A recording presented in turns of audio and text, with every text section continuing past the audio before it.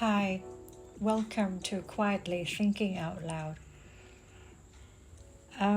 Today, I would like to talk about words. I like to share two pairs of words with you. The first one is the expectation and disappointment, and the second one is perception and facts. They are simple words that we hear often, but I think they quietly shape many parts of our lives. And sometimes disappointment is not created by reality itself. Sometimes it is born from expectation. The expectation we place on ourselves, the expectation others placed on us, or expectations people silently create in their own minds about who we should be. And through my work over the years, I met many people who carrying invisible emotional weight. Some felt guilty for resting. Some felt guilty for succeeding. And some felt guilty for choosing differently from what others expected. And quietly, many were living according to standards they did not consciously choose. And sometimes I wonder how many adults are exhausted, not because life is impossible, but because they are trying to meet too many invisible expectations at the same time. And perhaps one of the hardest things in life is this: to know which expectations come from our own values and which ones were slowly handed to us over time.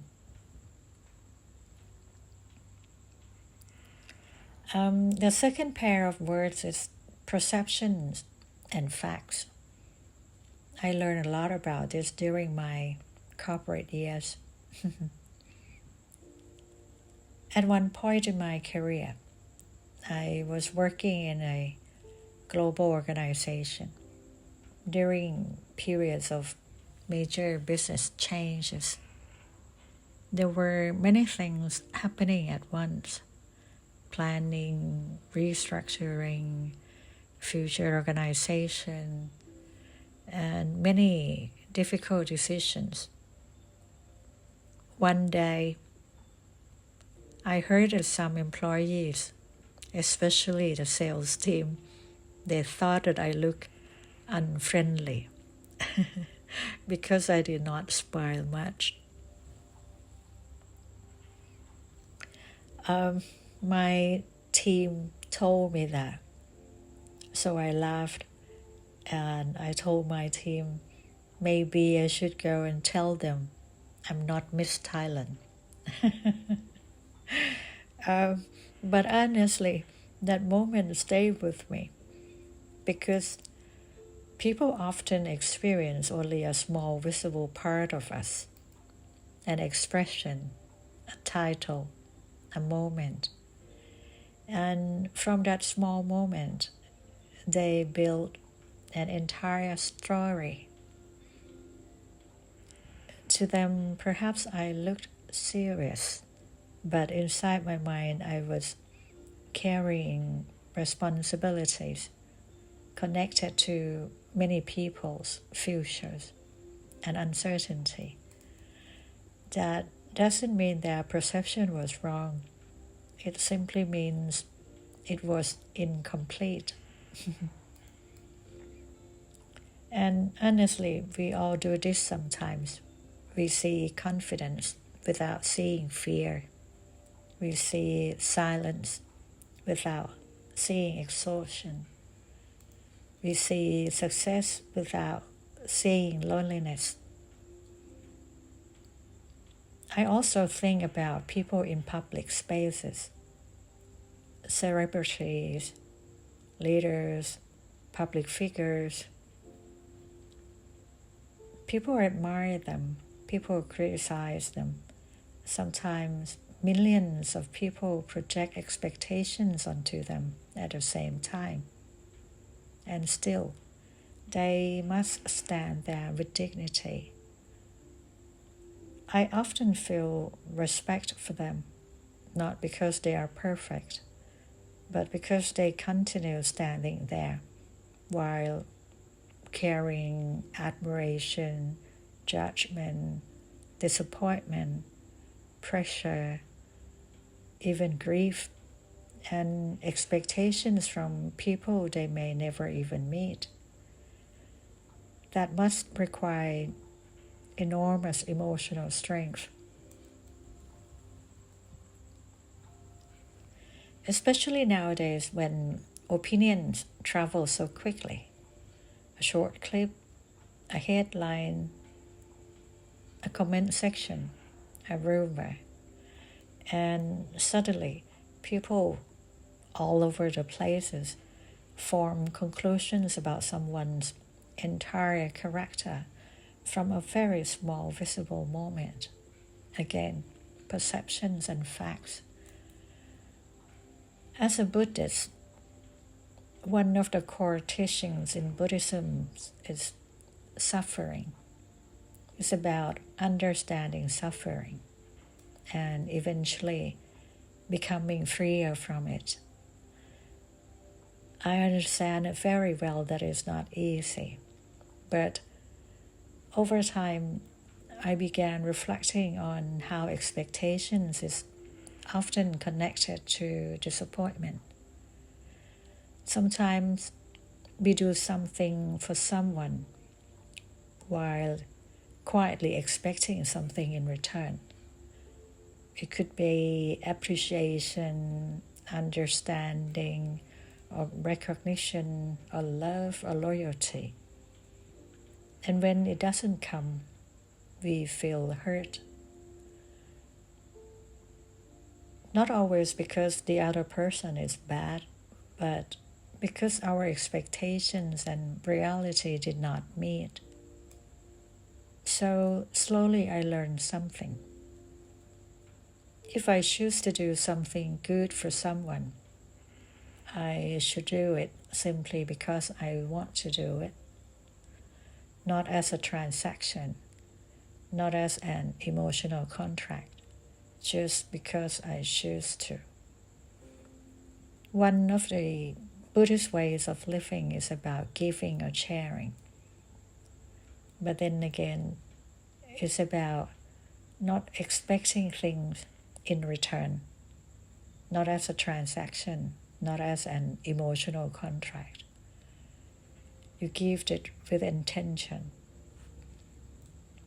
But as a human, sometimes disappointment still visits me too. I think life becomes lighter when we expect a little less from others and become a little more aware of the invisible expectations that we carried inside ourselves. I also learned something else over the years, that being kind is wonderful, but kindness without boundaries, I sometimes wonder how far it can go. Because sometimes when we repeatedly help people without limits, we may unintentionally teach them to depend on us in a certain way. And one day, when we become tired, busy, or simply unable to continue at the same level. Suddenly, we've changed. We become the disappointing person, maybe even the villain. Not because we became bad, but because kindness slowly turned into expectation. And perhaps boundaries are not the opposite of kindness. Maybe they are part of healthy kindness too. Talking about the same year, with the sales guys that commented about me not being so friendly. That same year, I spent time joining the sales team, visiting customers, just to understand how their routine and to understand their jobs better. So at first, one salesperson looked uncomfortable, having the HR director following him around. So I told him, just act like I'm your assistant. And he gave me that kind of look. Anyway, those trips became some of my favorite memories. They took me to local noodle shops and food places in their areas. Not fancy restaurants, but definitely very good food. Later, I often found notes waiting for me. Couldn't sleep. We are waiting downstairs. We are going to lunch. And I still remember one noodle shop very clearly. They are very famous. And the owner was also famous, but famous for scolding customers who dared to ask where their food was after waiting too long.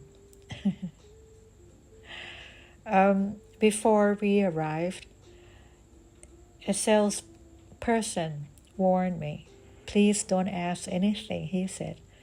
"We don't want to see you being scolded by the noodle shop owner." He also added that those people will not care how polite you are.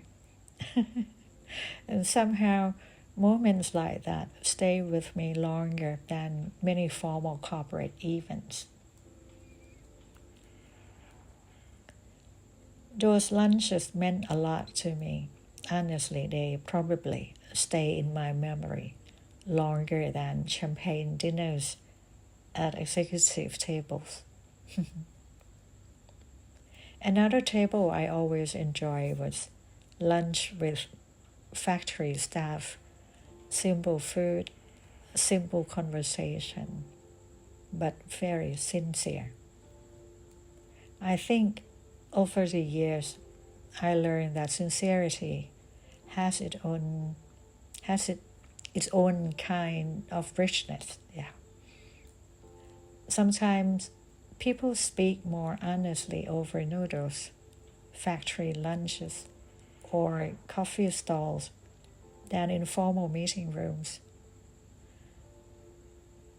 And perhaps that is what these two pairs of words are quietly teaching us: expectation and disappointment, perception and facts.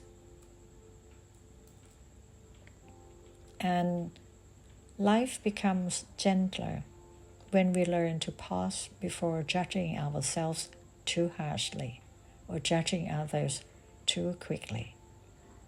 Most human beings are carrying invisible worlds inside them.